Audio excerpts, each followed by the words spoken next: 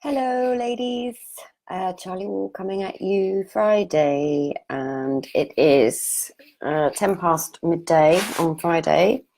And I was thinking I could do the live chat this evening, but I didn't know, I haven't organised a time or anything. So I thought I'd just come in. I don't think anyone's about.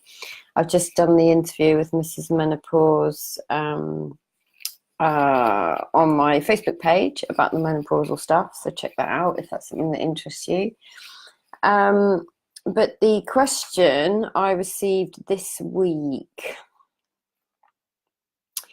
was, well, it wasn't really a question, but someone said, I have an inner voice telling me to stop being a twat and eat more biscuits.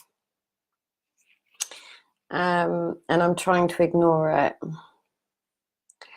And I think what the person meant, lady meant, was with regards to exercise, with regards to putting in changes into her life,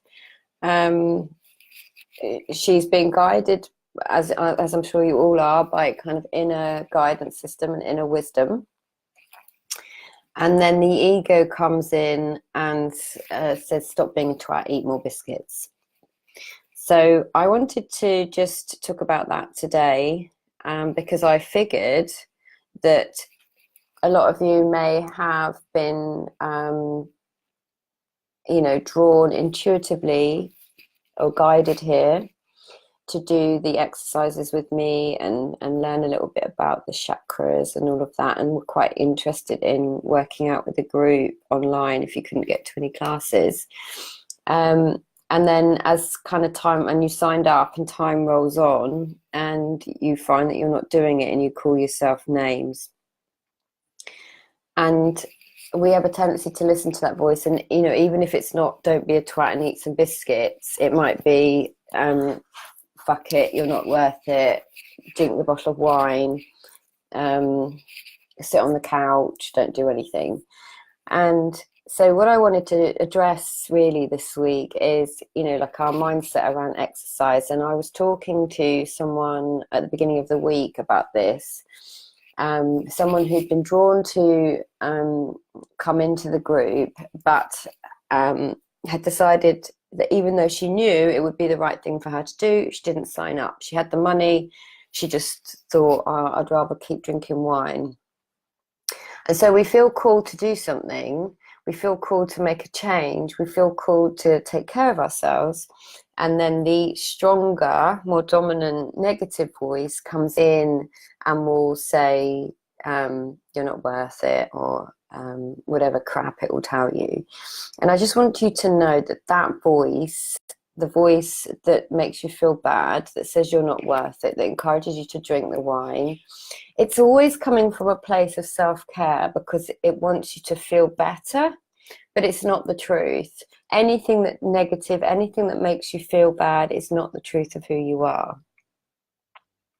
And I want you to just take some time this week to listen out for a kinder voice, like the one that brought you to this group, the one that wants you to do exercise, the one that encourages you with love and kindness. And just listen out for that gentle voice, because that's the voice of your wisdom. That's the voice of wisdom that we're all tapped into.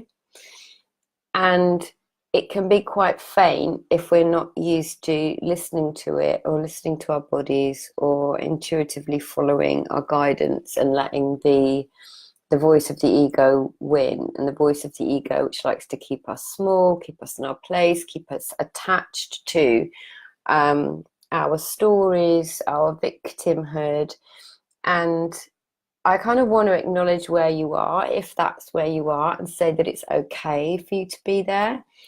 But if there is a voice within you that's being horrible to you, then that is not the truth. That's not the truth of who you are. And we all have a guiding light within us, something that's guiding us forward, guiding us in our life. We were all born for a reason. We were all meant to be here. And for whatever reason, we have life circumstances thrown at us. And my belief is that we have those to learn, to grow, to move forwards, unless we keep ourselves stuck. And we do it to ourselves. We keep ourselves stuck. We keep ourselves in the same place and then wonder why we can't make the changes. So I genuinely believe that when we drink or eat the biscuits or don't exercise, it's because we innocently think that that's going to quieten our mind and make us feel better. But actually what it does create, although maybe short term, is some sort of peace from our thinking, is then we wake up in the morning and we start the process again, which is, you know, I hate myself and I'm going to, you know, I want to do this and I want to do that. The person that I spoke to in the group who was saying this said she's been dreaming about running. And I know for years I dreamt about running. And even though running's like my absolute nemesis, right? It's the one thing I hate more than anything else. Because I guess in the same way that I used to reject yoga, it's time for me on my own.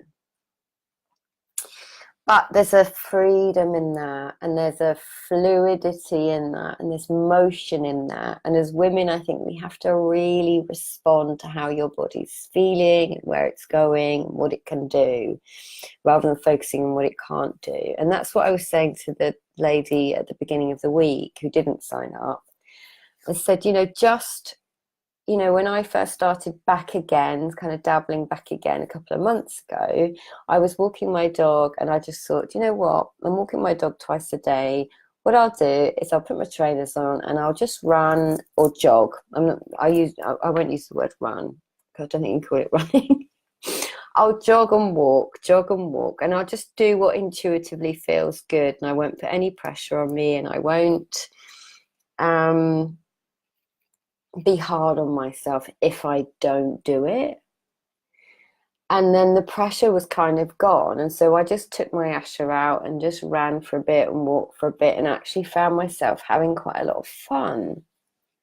And I prefer kind of interval training anyway, so I put her balls down and then I just do like 5 lots of 30 meters, and I just started to feel alive again, rather than I was talking myself out of it every day. I was feeling like I'm too fat to exercise. I don't want to be seen out in public. I don't want to talk to anyone.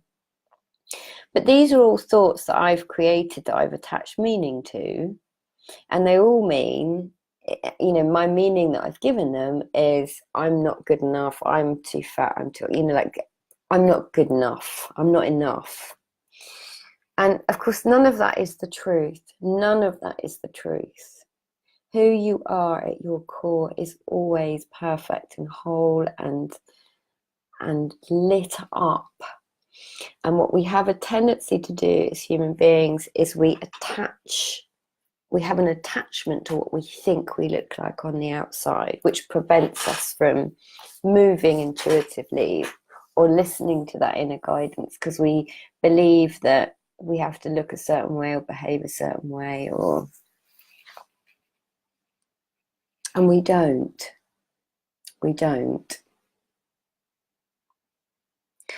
So the truth of who you are, like taking care of yourself, is about moving in whichever way that you want to move. So if that's walking, it's walking. If it's doing yoga, it's doing yoga. If it's doing these little exercises with me, then that's great.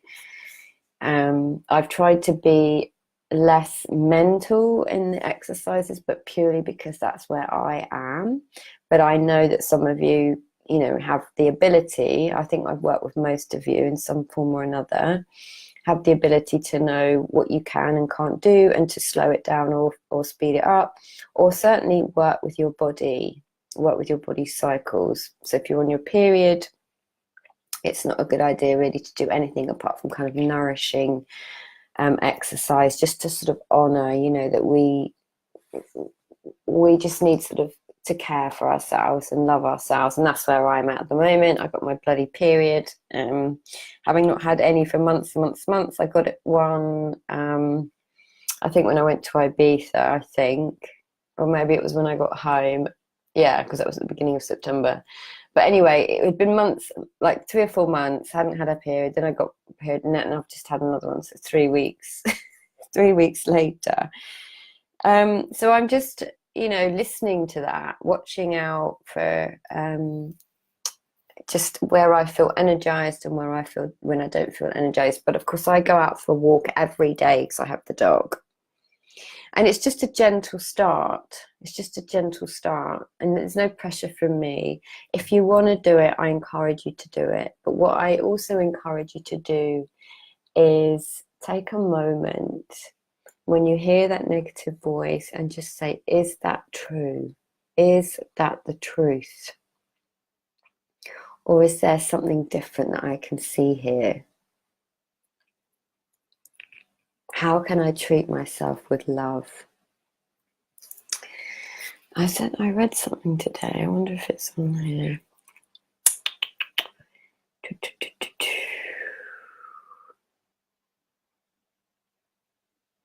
Sorry, hang on.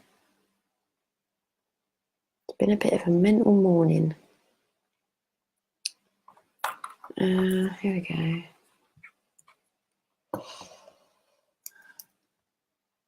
You know what? Yeah, that's it. I genuinely believe that, like if you are in the midst of something difficult, that, I want to honor that, but to tell you that there's always a way through. There's always a way through. And there's a quote here which I read, which someone said to me, funnily enough, when my business was selling. It's, okay, you're down today, but this is not the end. It's not over till, as they say, it's not over till the happy part. And if the happy part isn't here yet, then it's not over.